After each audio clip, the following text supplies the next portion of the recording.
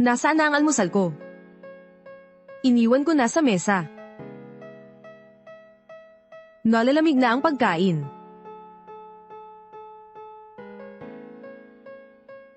Dahil nga sa pagiging late mong gumising, yung siopaw, syempre malamig na.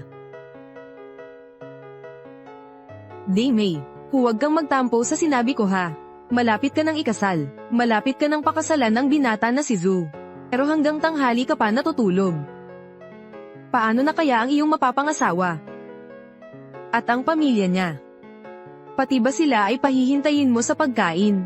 Ano ba ang ibig mong sabihin? Katulong ka lang, nagluto ako ng malamig na pagkain para sa iyo. Kasalanan ko po iyon. Binibini, mula pa kaninang umaga, nagluto na po ako ng almusal para sa inyo. Kung ayaw mong kainin, hayaan mo na lang. Anong klaseng ugali iyan, Daymay? Bakit mo naman sinisigawan si Tita Lai?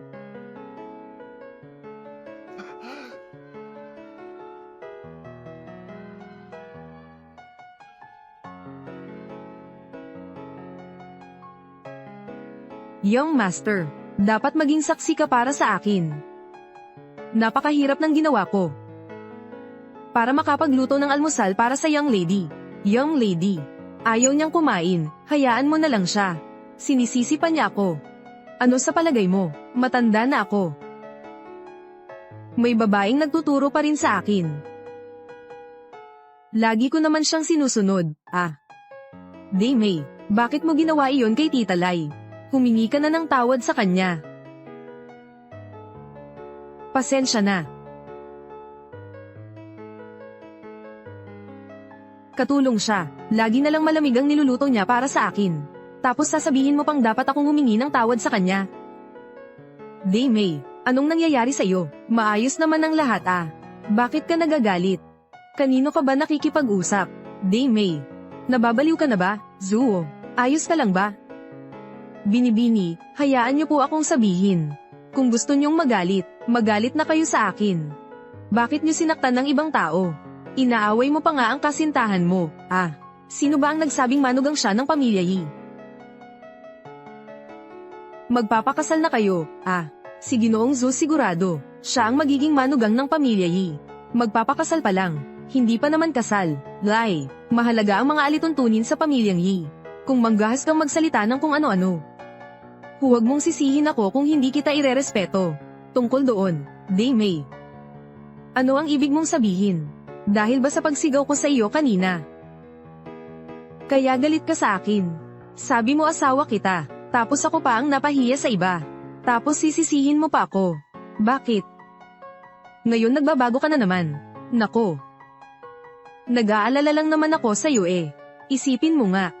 Kung hindi ka magiging mabuti kay Tita Lai, kung malaman ito ng iba, maaaring maapektuhan ang iyong reputasyon. Totoo ba yun? Talaga bang gusto mo ang ikabubuti ko? Ang tanga-tanga ko naman pala noong nakaraang buhay. Si Zhuo pala ay isang mapanlinlang na tao. Tapos hindi ko pa namalayan. Siyempre naman, magpapakasal na tayo, Ako ang legal na asawa mo. Siyempre, dapat lang naprotektahan kita. Lai. Mag-ingat ka sa susunod ha. Pero wag na lang ngayon. Sige na nga. Binibini, huwag ka nang magalit. Aalis na po ako ngayon. Maghahanda po ako ng ibang almusal para sa inyo. Hindi na po kailangan ng almusal. Babawasan ko ang kalahati ng sahod mo.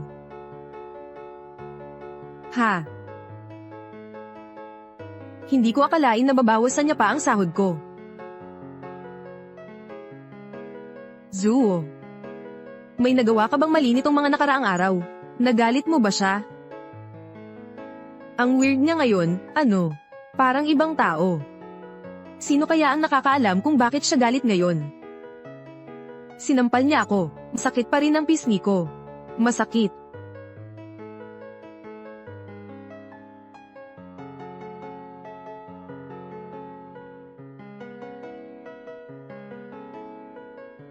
Ang babaeng yun. Ang lakas ng sampal niya. Ayos lang po, inay. Tiisin mo pa to ng kaunti. Malapit na ang kasal mo. Basta makuha ko lang ang mga ari-arian niya. Papatayin ko siya agad. Sino ang balak mong patayin?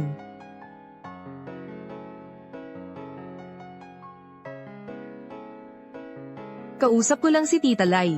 Mali ang narinig mo. Kakausap ko lang si Tita Lai. Magluluto ako ng manok para sa iyo. Tama. Young Master Zhu, nag-aalala siya sa kalusugan mo. Kaya nga niya ako pinapaalalahanan.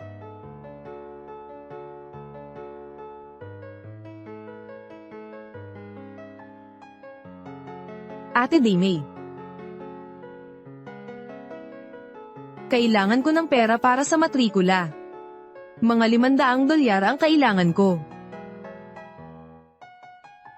Noong nakaraan, dahil kay Rina, nag-aral siya sa pribadong paaralan. Kahit na nagpapanggap siya ng kanyang pagkatao, hindi ko pa rin siya sinasaway. Sa buhay na ito, gusto kong subukan. Walang tulong sa akin. Magagampanan pa kaya niya ang kanyang pagiging dalaga? Masyado bang kaunti ang $500,000? Nag-aaral ka ngayon sa isang mamahaling paaralan. Daimei, imposible kaya? Ayaw mo bang mag-aral si Rina? O kaya bigyan mo siya ng dagdag na pera, para pagdating niya sa paaralan, hindi siya maliitin ng iba. 50,000 piso, kulang pa rin ba? Sa totoo lang, hindi naman talaga kakaunti iyon. Pero mayaman naman si Ate Daimei. Siguro ayaw niyang makita akong nahihirapan. Tama ba? Tama. Binibini. Dapat kanyang buhayin. Bigyan mo siya ng $10,000. $10,000 ay sapat na. Tama ka, Ginang Lai. Sige, bigyan mo si Rina ng $10,000. Ako ang magbibigay. Anak mo naman si Rina. Ikaw ang nanay niya. Mag-aaral pa siya. Kung hindi mo siya bibigyan, sino pa? Hindi. Ate Daimei, ang dating tuition fee ko. Hindi ba ikaw ang nagbayad noon? Ganun ba? Napaalala mo lang sa akin. So ibig sabihin, ang dami ko na ring naibigay sa iyo. Sige, magbabawas na ako sa inyong bayad. 3 lang na milyon ang kailangan ninyong bayaran. Huwag kayong mag-alala. Magpapagawa ako ng kontrata sa abogado. Sisiguraduhin kong hindi kayo malulugi. Daimei, bakit mo naman nasabi yan? Masyado nang malaki ang 3 milyon. Bakit? Hindi mo ba narinig ng maayos? Sige, tulungan mo silang makapagbayad ng utang. Aalis na ako. Mag-isip ka ng paraan para makapagbayad ng utang. Ang bagay na ito.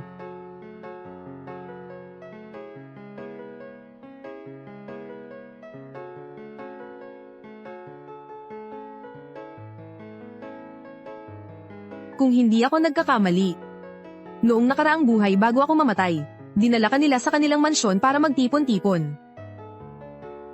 Noong nakaraang buhay, hindi ko lang sila ibinunyag. Tumulong pa nga ako kay Zuo na mapanatili ang kanyang reputasyon. Sa buhay na ito, ilalantad ko ang inyong totoong mga kulay. Ikaw, anong nangyari kay Daimei ngayon? Dati naman siyang mabait. Siya pa nga ang nagbabayad ng tuition ko. Bakit bigla na lang niyang hinihingi sa atin ang pera? Tama. Bahala na siya. Pinagalitan mo ba siya? Huwag na natin siyang pansinin. Hayaan mo munang kumalma siya. Tama, Nanay, Rina, magsihanda na kayo. Inimbitahan ko si Zhang sa hapunan para sa kaarawan. Tandaan mo iyon, mayaman siyang binata. Huwag kayong magpapadala sa inyong mga tunay na pagkatao. Huwag kayong mag-alala. Anak ko, ano sa tingin mo sa suot ko? Mukha ba akong mayaman? Hindi kita mapapahiya, di ba? Nanay, ang ganda ng damit mo. Para kang may-ari ng mansyon. Pagkatapos ikasal ng kuya mo at ni Daimei. At kapag nakuha na ni Zuo ang mana, ang lahat ng nandito ay magiging atin na.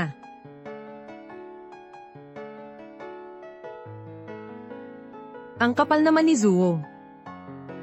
Naglakas loob pa siyang manirahan sa mansyon ni Binibining Yi.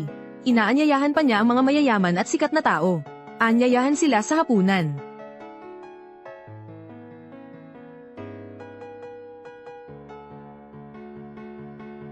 Ihanda ang sasakyan. Kung balak nilang agawin ang mga ari-arian ni Daimei, huwag nilang sisihin ang paglalantad ko sa kanilang tunay na kulay. Chairman, pupunta ka nga ba talaga doon? Paano kung magkaroon ng alitan kay Zuo? Paano kung sisihin ka ni Yi?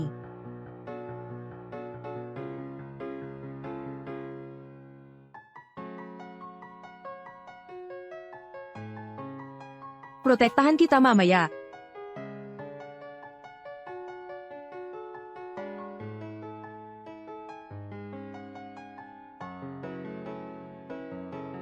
Ate. Pangangalagaan kita ng buong puso. Kahit nagalit ka sa akin.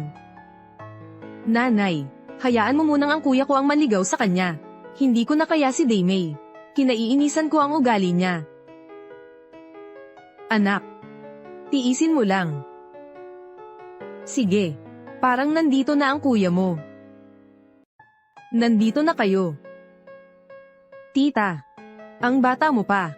Wala pong problema. Lagi akong sinasabihan ni Zuo na ikaw ang pinakamagandang babaeng nakilala niya. Opo, tita. Tingnan mo ang kutis at ang ganda ng balat mo. Para kang 18 taong gulang. Opo, tama po kayo. Nagbibiro lang ako. Ang galing mo namang magsalita. Pumasok na tayo sa loob. Lahat ng tao, bilisan ninyo.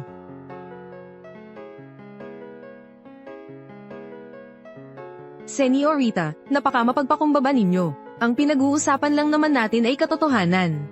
Tama po. Senyorita, ang pulse Aries sa inyong kamay ay bagong disenyo mula sa designer na si Roma, hindi ba? Narinig ko. Narinig ko raw na nagkakahalaga ito ng 100 milyon. Normal lang naman iyon. Nagkakahalaga lang naman ito ng $500 lang. Grabe, ang mahal. Hoy, Binata Zu, nakakilala si Lucy ng kaibigan. Sana'y mabuti ang pamumuhay niya. Tingnan mo ang mga alahas na suot ng kapatid ni Zuo. Lahat ay nagkakahalaga ng milyon-milyon. Birthday ni Lucy ngayon. Tiyak na mamahalin ang mga regalo niya. Diyos ko, napakasama ng iyong pag-iisip. Nakatira sa malaking bahay si Binata Zu. Ang mga kapitbahay niya, mga mayayaman lahat, yan ang dalagang anak ng pamilyang Yi. Ang angkan ng pamilyang Su. Ngayon, ipinagdiriwang ni Jizuo ang kanyang kaarawan. Paano naman magiging ordinaryo yon? Nako. Hindi rin naman importante sa akin ang regalo. Sila tita at Rina lang. Mahal nila ako. Masaya na rin ako.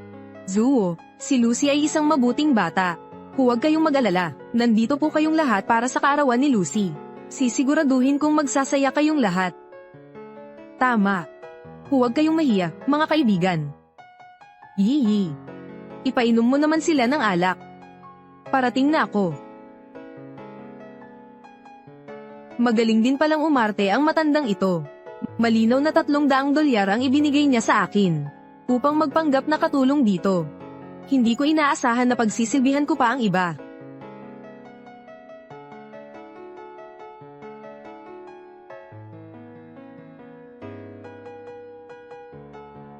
Ito kaya ang Chateau Lafite Rothschild Red Wine. Ang maalamat na alak. 800,000 piso ang isang bote. Tama. Napakamahal ng alak na ito. Ang alak na ito, marami kami niyan sa bahay. Basta gusto ninyo, magbibigay ako sa inyo ng tig-iisang bote. Talaga po. Salamat po, Binata Zu. Ikaw, dahan-dahan lang. Konti na lang ang red wine sa wine cellar. Paano kung malaman ni Daimei?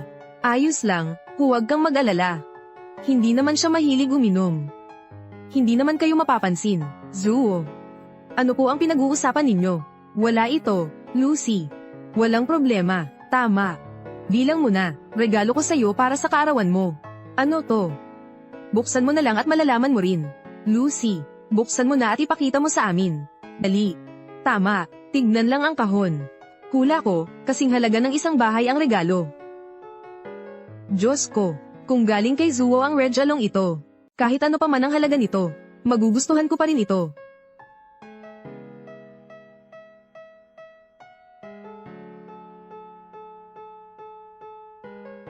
Ang ganda. Ang ganda-ganda. Ang galing. Oh my God. Ito kaya ang limited edition. Na-Cullinan Diamond Necklace. Narinig ko na isa lang daw ang ganito sa buong mundo. Bilyon ang halaga niyan. Bilyon. Narinig ko. Ang huling pagpapakita niya sa publiko. Higit na 100 taon na rin ang nakalipas. Lucy. Ang swerte mo naman.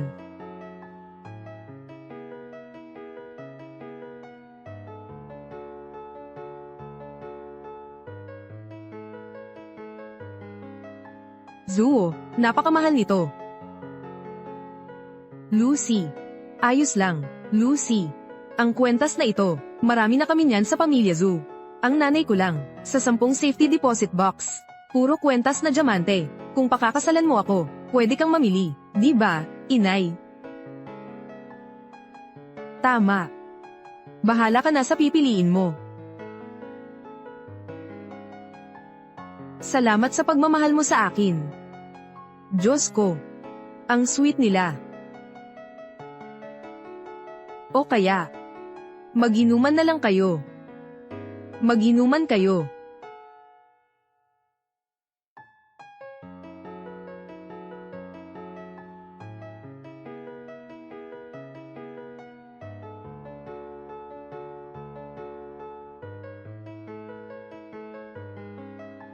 Ang saya.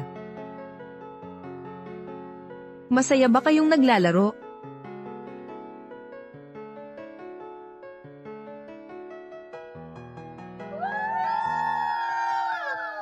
Masaya ka ba? Daymay. Oy, Daymay, bakit ka? Bakit ka bumalik? Ano, mali ba ang oras ng pagbalik ko? Siyempre hindi. Ang totoo niyan, may mga biglaang bisita akong tinatanggap.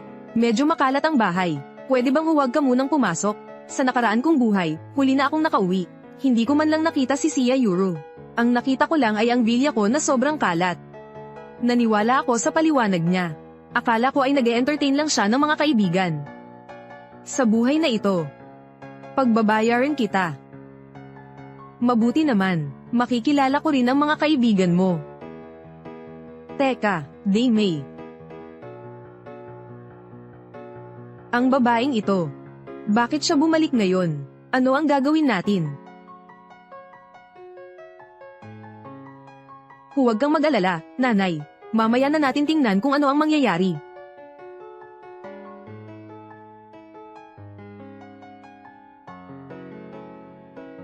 Cheng Yu. Sino siya? Ako dapat ang nagtatanong niyan sa iyo. Bruha. Malinaw na ang mga taong tulad mo ay nagtatangkang makipag-ugnayan kay Master Zuo. Yuzhao, huwag kang matakot. Kakampi kita.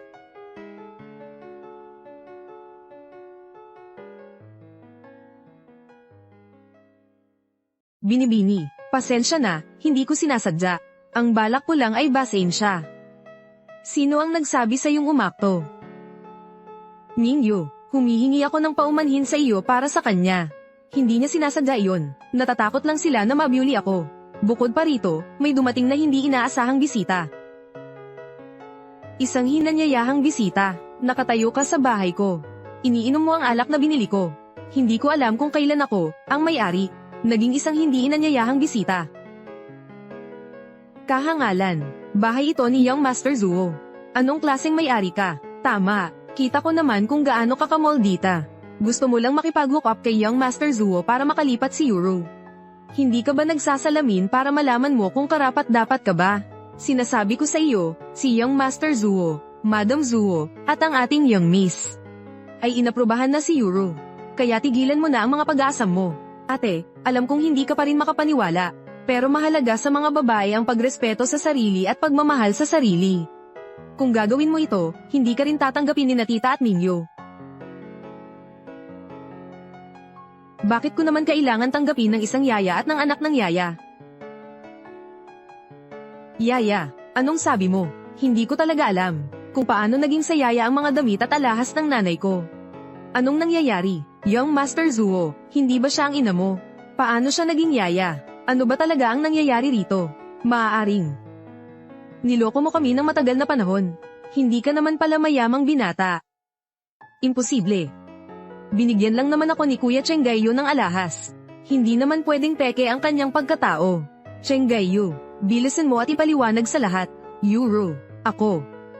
Masasaksihan ko ito. Mga manloloko lang sila. Alam ko, ang ating relasyon na maraming taon na.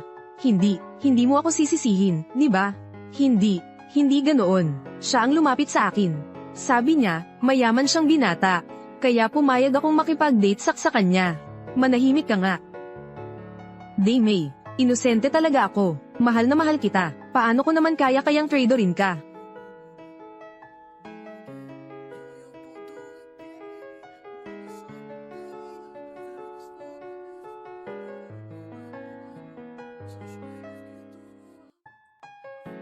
Miss Lin, paalisin mo silang lahat dito. Nakalimutan kong magpakilala. Lin ang apelyido ko. Lin Daymay.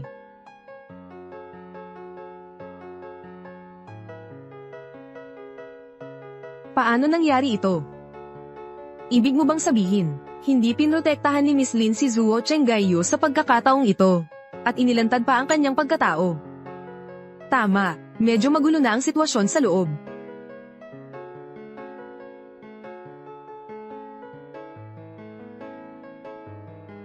Director Fu, papasok pa ba tayo? Parang ibang tao na ang ate. Hindi siya tumulong kay Zuo Chenggayu sa pagkakataong ito.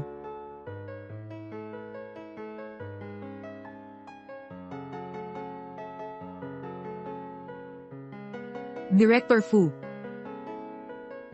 Bumalik na muna tayo sa kumpanya. Hindi ito ang pinakaangkop na oras para pumasok. Opo, sir.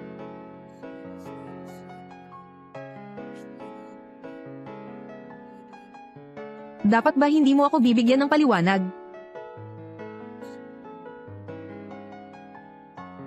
Daymay, pinakiusapan ko si Tia Lee na magpanggap na ina ko para tulungan ako. Huwag silang sisihin. Ganun ba?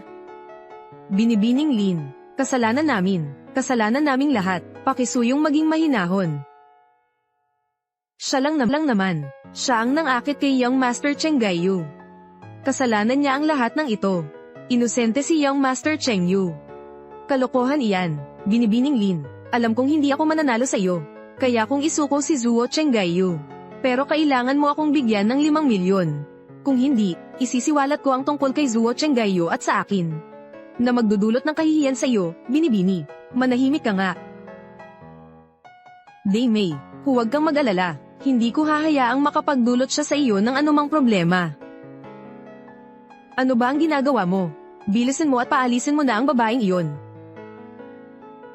Miss Lin, ibig mong sabihin ayaw mo man lang maglaan ng 5 milyon. Sige. Ano ang ibig mong sabihin? Hindi ako ang may gawa ng mali. Ano naman ang kinalaman ko dyan? Daymay, mahal na mahal kita. Huwag kang mag-alala, pangako. Hindi na ako muling makikipag-ugnayan sa kanya. Walang puso ka at walang utang na loob na hayop. Sinira mo ako. Iiwanan mo na lang ako ng ganito. Hinding-hindi. O Diyos ko, anak. Ang ulo ko.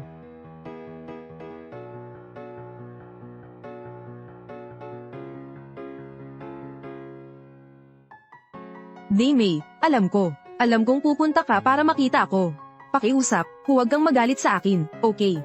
Alam kong nagkamali ako. Simula ngayon, mahal na mahal kita. Patawarin mo na lang ako sa pagkakataong ito, okay? Zuo Chenggayu. Maghiwalay na tayo. Hindi ko kaya. Daymay, alam kong galit ka pa rin ngayon.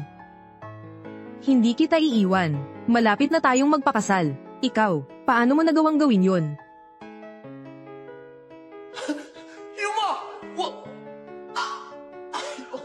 Sobrang sakit. Daymay, ayoko talaga kitang makipaghiwalay. Daymay. Zuo Chenggayu. Simula pa lang ito. Unti-unti kitang ipaparamdam kung ano ang sakit. Gusto talaga akong makipaghiwalay ng babaeng ito. Hindi ba't sapat na lang ang pag-aamo sa kanya dati? Bakit siya ang hirap suyuin ngayon? Director Fu, nabalian ng bungo ang gagawang iyon at dinala sa ospital. At narinig ko na, si Miss Lin ay nakipaghiwalay na sa kanya. Dumating na ang iyong pagkakataon. Director Fu, Director Fu. Sabi ko nga, libre ka ba ngayon?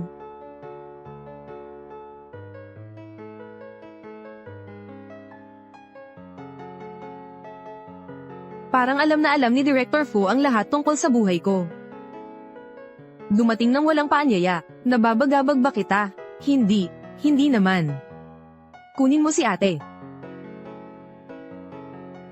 Kunin mo si Miss Lin. Ng isang basong tubig, hindi na kailangan. Gusto ko sanang makausap ka ng pribado.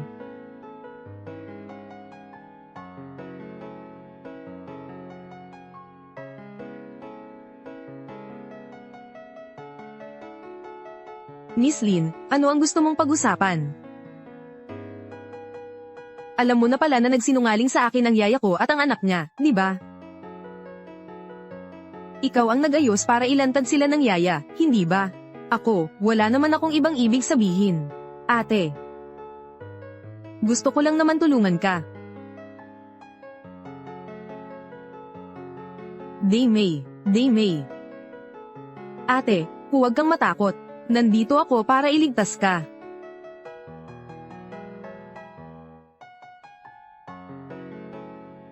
Salamat.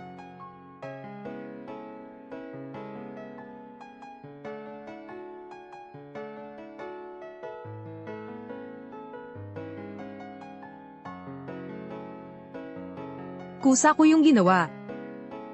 Hindi mo na kailangang magpasalamat. Pwede bang humingi ako ng pabor? Sige. Sabihan mo ako, tutulungan kita. Ang seremonya ng iyong pagtatapos. Pwede mo ba akong samahan?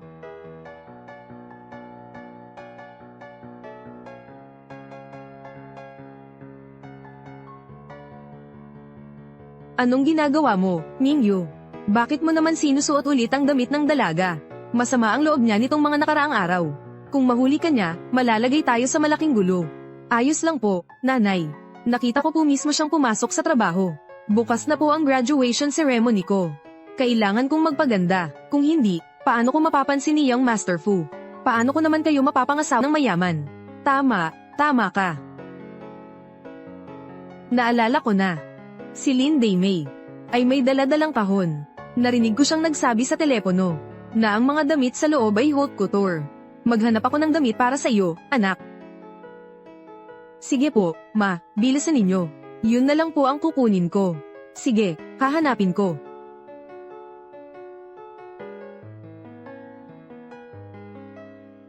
Oh my God. Ang ganda. Ang gaganda nito, Nay, ito na ang susuotin ko. Tignan mo nga naman, kumagit sila.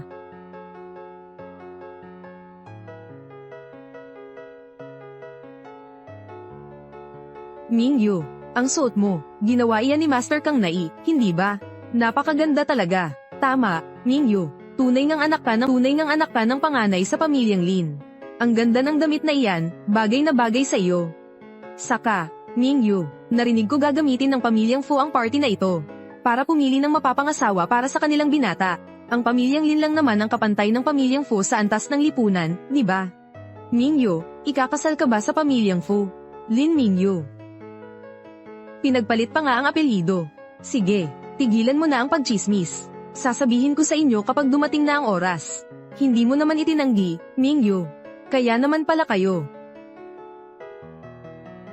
Binabati kita, Mingyu. Pagbati. Tingnan mo ang batang babae. Ang suot niyang damit, bakit eksaktong kapareho ng kay Mingyu? Paano nangyari ito? Sabi ni Master Kang Nai, iisa lang ang ganitong damit sa buong mundo. Mingyu, ano bang nangyayari? Isa sa mga yon ay peke sigurado.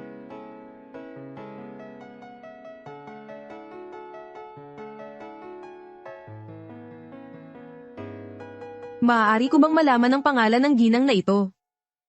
Mo ang apelyido ko, binibining mo, saan mo ba binili ang suot mong damit? Ang awkward lang talaga ng mga taong nanggagaya. Nakakatawa talaga. Tama, hindi ko alam kung paano napatunayan ng gwardya ang mga identidad. Para hayaang makapasok ang mga taong may peking damit. Bakit ka naman nakakasigurado na peking damit ang suot ko? Syempre naman, ang ating si Mingyu ay ang panganay na anak na babae ng Lin Group. Ang anak ng pinakamayamang tao sa Jiangbei City. Maaaring peking damit ba ang suot niya? Eksakto. At tingnan mo nga naman. Hindi ka nga makapunta sa ganitong uri ng party. Nakamaskara ka pa. Halata namang may tinatago ka.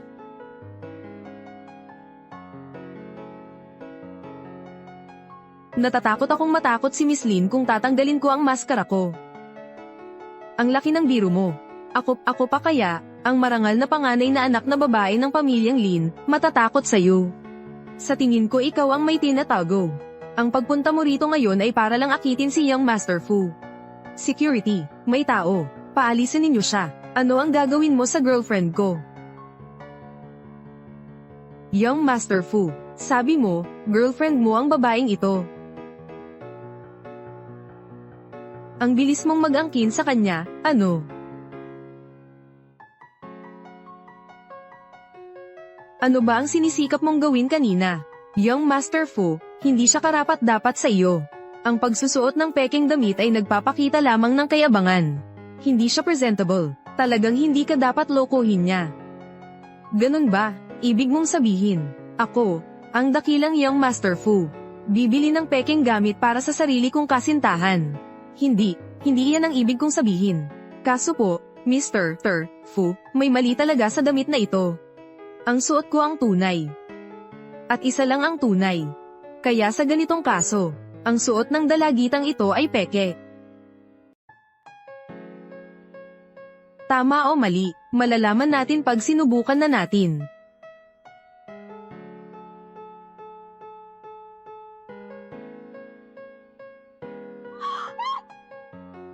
Ano ang ginagawa mo? Paano mo nadumihan ang damit ni Mingyu?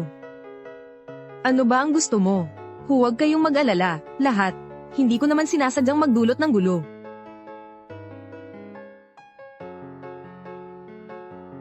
Lahat, tingnan ninyo.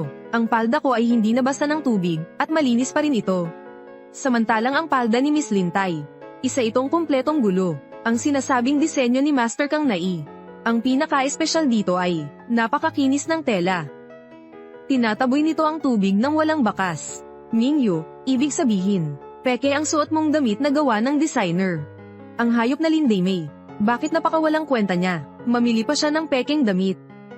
May mali yata. Pinagawa ko iyon sa aking katulong. Hindi ko inaasahan na wala pala siyang alam at naloko. So, ganito pala talaga ang nangyari. Magaling ka palang gumawa ng dahilan. Nako, damit lang naman iyon, di ba? Hindi naman kulang si Mingyu nito. Saka, Young Master Fu, naghanda si Mingyu ng mga regalo para sa bawat isa sa atin ngayon.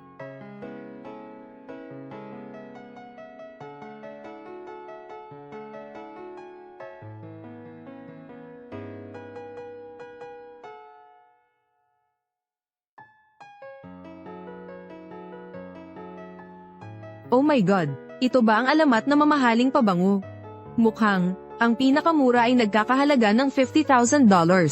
Wala pa yan. Noong nakaraan kong kaarawan, binilihan ako ni Mingyu ng pabango na nagkakahalaga ng $850,000. Pabangong Daluoma. Pabangong Daluoma, di ba yun yung pabangong pinag-uusapan ng mga sosyal? Isang bote pa lang, makakabili ka na ng bahay. Wala to. Marami akong binibili ang mga magulang ko kada buwan. Hindi ko na mabilang labuan. Hindi ko na mabilang lahat. Kaya pala nawawala ang mga pabango ko. Kinuha niya at ibinigay sa iba. Kaya pala unti-unti silang nauubos. Hindi ka ba galit, ate? Ginagamit niya ang pagkatao mo para sirain ang reputasyon mo. Kapag kumakain ng daga ang pusa, ang pinakakawili-wiling bahagi ay hindi lang ba yung paglalaro nito sa daga? Binibini, gusto mo ba ang pabango ng Daluoma? Pagkatapos ng seremonya, pwede kitang regaluhan ng isang bote. Maraming salamat po sa inyong kabaitan, Binibining Lin. Pero hindi po ako sanay. May sarili po akong pribadong perfumer. Pribadong perfumer. Alam mo ba kung magkano ang bayad sa isang perfumer? Mga artista lang ang kanilang hinahain. Ang pag-arte nitong siyang dalaga. Sino sa tingin mo ang sarili mo? Kahit magsalita ka, dapat alam mo ang lugar mo. Mismo, hindi mo na kailangang magsinungaling ng ganyan. Para lang maungusan mo ako. Hinding-hindi kita niloloko. Ang perfumer ko ay si Master Suzuki Fan. Suzuki Fan. International na perfumer siya. Nakilahok na siya sa maraming internasyonal na kompetisyon. 10 milyon ang kanyang appearance fee. Mayayaman at makapangyarihan lang ang kanyang pinagsisilbihan. Na-interview na ang master na ito dati. Ang mga panahong iyon, sinabi niya na siya ay pribadong pabango. Ng panganay na anak na babae ng Lin Group. Hindi ba tiyon ang pribadong pabango ni Mingyu? Mismo, sigurado ka bang hindi ka nagsisinungaling? Nagsinungaling ba siya o hindi? Bakit hindi na lang tawagin ng amo? Tama, Mingyu. Tama ka. Buisit, tinawagan na nga nila. Malalantad na ako sa loob ng ilang minuto. Binibining mo, kung patuloy kang magsisinungaling, huwag ninyo kaming sisihin sa paglalantad ng inyong pagkukunwari. Okay lang, hinihintay ko kayong ilantad ako. Ayos lang, hinihintay ko kayong ilantad ako. Sobrang taas ng tingin ninyo sa inyong sarili. Mingyu, tawagan mo agad ang master. Pakiusap na pumunta siya rito. Binibining Lin, kukuha ka ba sa kanila? Ano ang ibig mong sabihin? Ang aming si Mingyu, ang prinsesa ng Lin Group ay hindi maaaring mag-imbita ng mga eksperto. Nagbibiro ka ba? Eksakto, pero nag-leave ang aking pabango ngayong buwan. Pansamantalang wala siya. Sa tingin ko, hindi naman siya wala. Hindi mo nga siya kilala, di ba? Kahanjinin, tatawagan ko siya para sa'yo.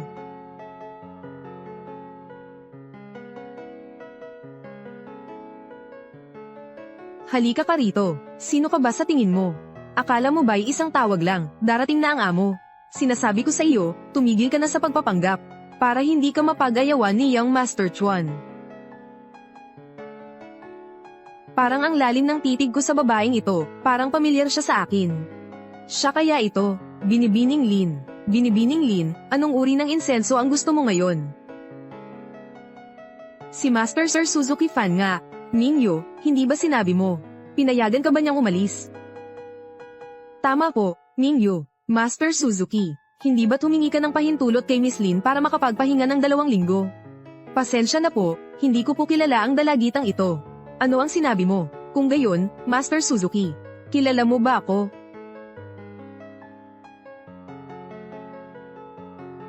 Miss Lin, matagal na tayong hindi nagkikita.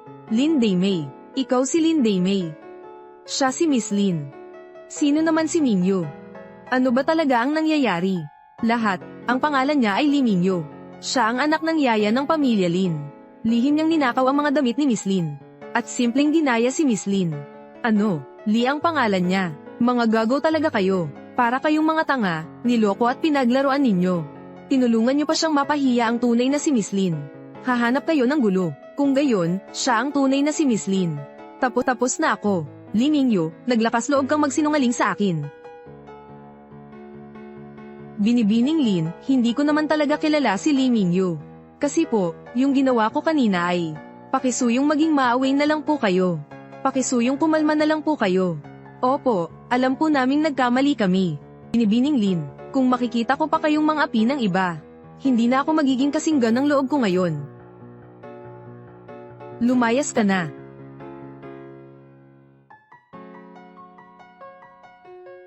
Lee Mingyu, paano ko ba kaya mapagtutuunan ng pansin? Mas magaling ka lang sa akin ng kaunti, yun lang. Anong drama to? Kahit na ano paman, ginawa ko na. Gawin mo na ang gusto mo sa akin. Sa tingin mo ba natatakot ako sa'yo? Wala ka talagang pinakitang pagsisisi. Hindi mo ba iniisip na ilegal ang ginawa mo? Hindi ako pwedeng makulong, hindi pwede. Lin Daimei. Kahit paano, ang damit at pabango mo. Hindi mo naman karaniwang sinusuot yan. Anong masama sa pagsusuot ko niyan? Huwag ka nang maging madamo. Isang dalubhasa ka sa pagpapaikot-ikot ng mga salita. Kaya, ibig bang sabihin nito na ang lahat ng walang ginagawa at hindi nagagamit? Magagamit mo ba ito ng libre? Sumasagasa ka sa pribadong lupa. Gets mo, ginawa ko lang. Binata Fu, ginawa ko lahat ng ito dahil gusto ko lang. Para maging mas handa sa pagkikita natin. Pakitulong naman po sa akin. Ang yabang naman. Para lang masatisfy ang pride niya. Sino ka para sermonan ako? Hindi ba dahil lang sa mas mahirap ang pinagmulan ko kaysa sa iyo? Bakit ba sa buong buhay ko, anak lang ako ng katulong? At kayong lahat, binata, binibini. Linday May, hindi ako si Suko. Sinasabi ko sa iyo, hindi kita pakakawalan. Anak ko, hindi ito maganda. Ipinadala ni Linday May ang kapatid mo sa istasyon ng pulis. Masungit si Minyo. At nagpanggap siya ang pumunta sa seremonya ng pagtatapos. Hindi inaasahan na mabubunyag ang kanyang pagkatao.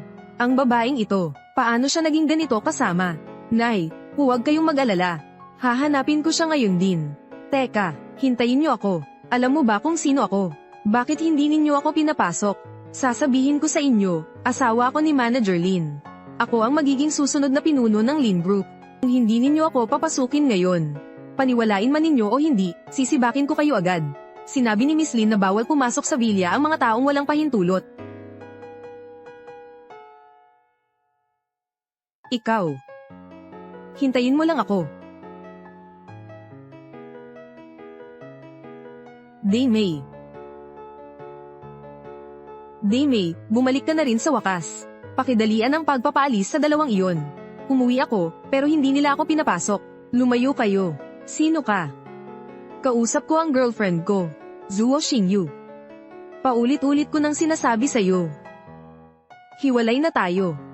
Day May. Sinabi mo lang yan dahil sa galit, di ba?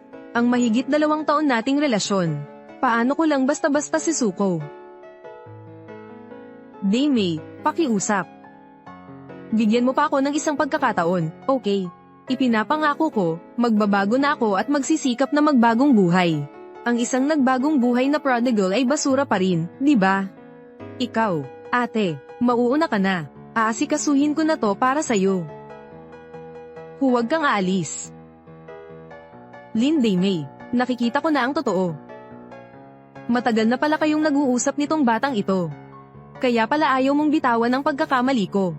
Ulitin mo nga, tama na, Day May. Nangaliwa ako, hindi ka ba rin may iba? Pantay na tayo.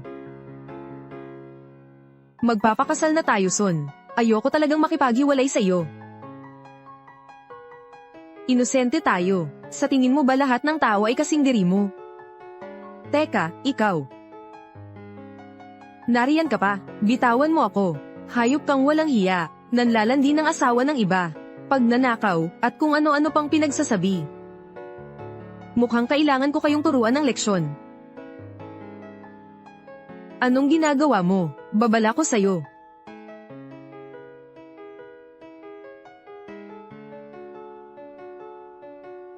Kung hindi mo ako pinatawad, luluhod ako dito.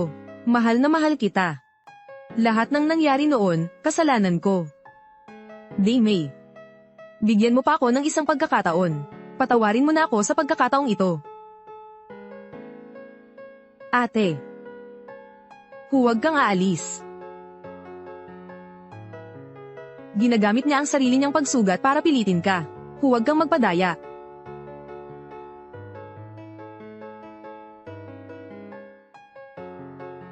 Ang babaeng yun, si Linday May, napakawalang puso. Kung patuloy na luluhod ang anak ko, masisira ang mga binti niya. Miss Lin, nasa labas si Young Master Cheng Gayu. Maghapon na siyang nakaluhod.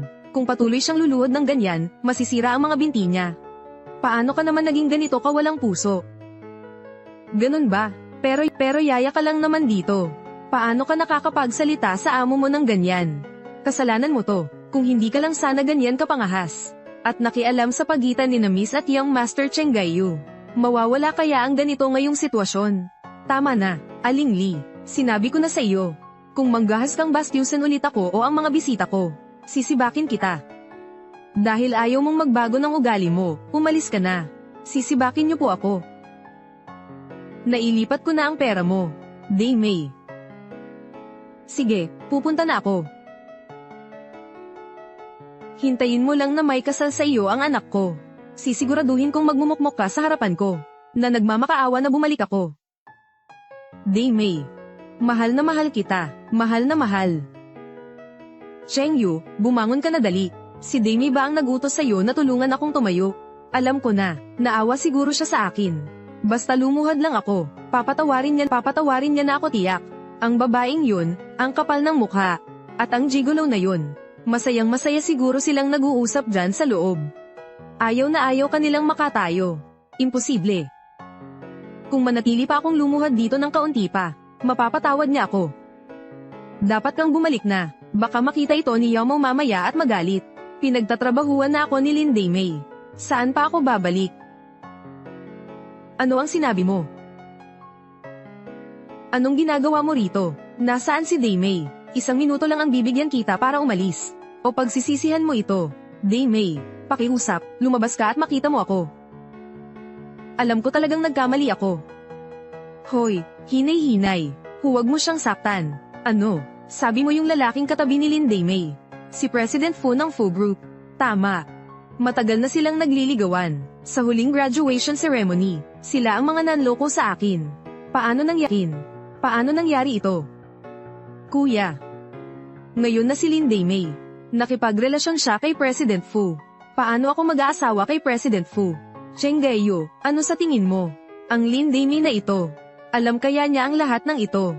At sinasadya tayong ginantihan. Sa seremonya ng pagtatapos, sinadya niyang ibunyag ang pagkatao ni Mingyu. At ipinagkulong siya ng ilang araw. At bago iyon, ang party sa villa, may alam na ba siya noon pa? Ang babaeng iyon. Nang ahas siyang lokohin ako, hindi ako makatulog o makakain ng maayos. At pinagtawanan ako ng mga taong iyon, ni hindi ako makalabas. Dahil lahat ito kay Lin Damie. Cheng Gayu, tungkol kay Lin Damie. Anong ibang pakana pa kaya ang tinatago niya? Imposible, nanay. Kung ganoon katalino talaga si Lin Damie, matagal na nila tayong napansin. Pero, hindi na talaga tayo pwedeng manatili lang dito at maghintay ng kamatayan. Kailangan nating manguna, at agawin ang Lin Group. Ang Lin Group. Kuya, di ba 30% na lang ang hawak mong shares ngayon? Paano mo lalabanan ng harapan si Lin Damie? Sabi ng mga matandang Sorrow na yon. Basta matapos ko lang ang proyekto ko.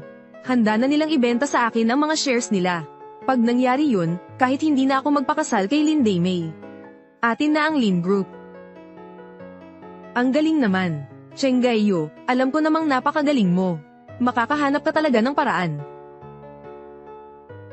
Tama, nanay. Mingyu, magmadali kayong dalawa bukas at ipagbili ninyo lahat ng mga antik at alahas na ninakaw ng pamilyang Lin sa mga nakaraang taon. Sigurado akong kakailanganin ko ng pera sa panahong ito. Naiintindihan ko, bukas na tayo pupunta. Naalala ninyo ba ang sinabi ko? Huwag kayong mag-alala, Miss Lin. Pasasayahin ka namin sa performance na ito. Oo naman, tiyak na gagawin namin. Paggagawa namin kay Zuo Cheng Gayu. Ilabas lahat ng shares mo.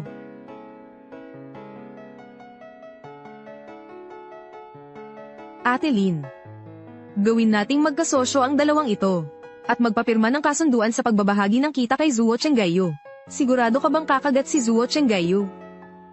Masyado siyang may tiwala sa sarili. Basta't ihahagis ko ang pain. Sige, uminom na tayo.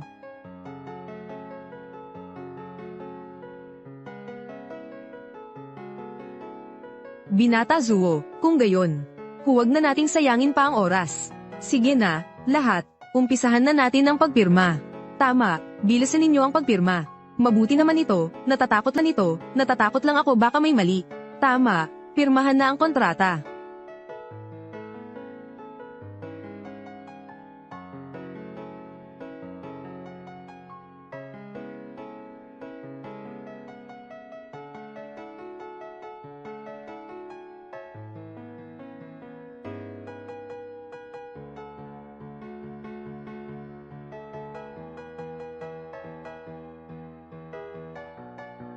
Tapos na.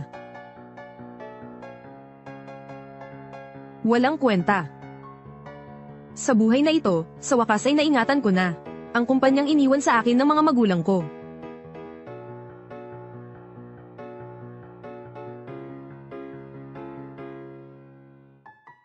Ate Lin. Simula ngayon, poprotektahan kita.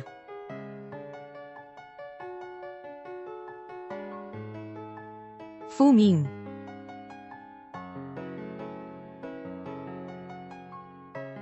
Sasagutin ko na to. Nakalinya po, President Fu, sina Li Mingyu at Li Xiuken. Nandito sila sa Fu's exchange natin. Gamit ang mga antik na alahas ni Miss Lin. Panatilihin ninyong abala ang mga ito. Bakit wala pa ang amo ninyo? Mga VIP kami. Hindi ninyo kayang masaktan ang damdamin nila. Eksakto. Kung hindi lalabas ang amo ninyo, hindi na kami bibili. Natatakot akong wala kayong magagawa. Ano ang ibig mong sabihin?